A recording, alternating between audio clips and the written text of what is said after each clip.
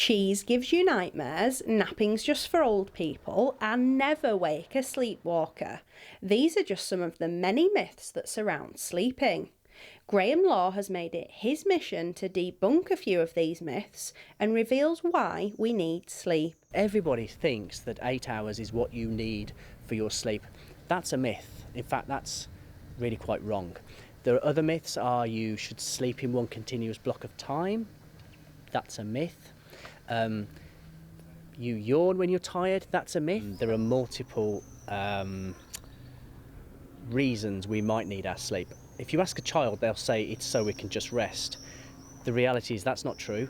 If you lay watching television all night, you'd save about the same amount of energy as you would if you were fast asleep. So it's not for saving energy at all.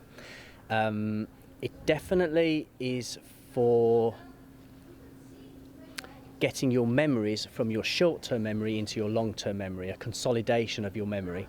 That definitely happens, but it's not the only reason, I don't think.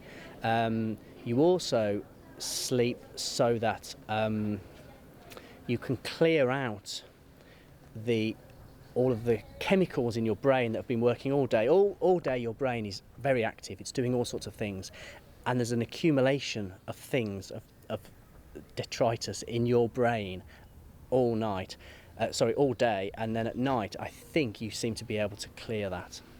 So what's the secret of a good night's sleep? Routine is very important. It's quite boring because most people won't set their alarm clock on Saturday mornings and Sunday mornings if that's when they've got a weekend off. Most people would think, I'll stay up later than I would normally and I'll wake up later and maybe not have an alarm. So that you lose routine, particularly at weekends. But the reality is, going to bed at the same time, getting up at the same time, going out at the same time, experiencing sunlight at the same time, eating at the same time, breakfast, lunch, dinner, breakfast, lunch, dinner, breakfast, lunch, dinner. It's very boring.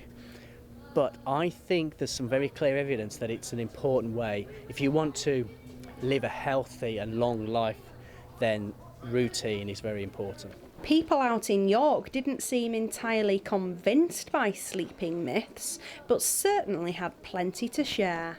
I don't subscribe to them, because when I was a child, there were two main myths. Don't eat cheese on a night, you get nightmares, and don't eat meat. I sometimes think it was a way of, this was during the war, when it meant a way of rationing food as well.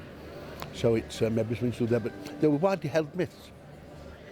My parents have always drummed into me drinking hot drinks before bed, like warm drinks, like hot chocolate and stuff like that can help you get to sleep.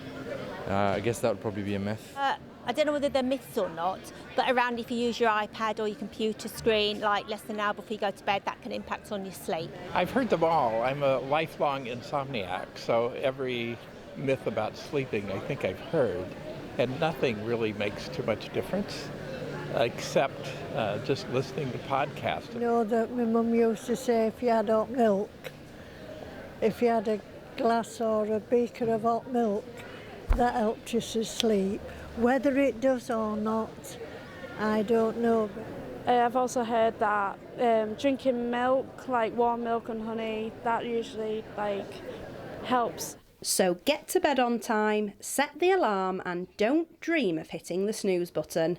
That seems to be the key to sleeping well. Anna Riley, That's TV.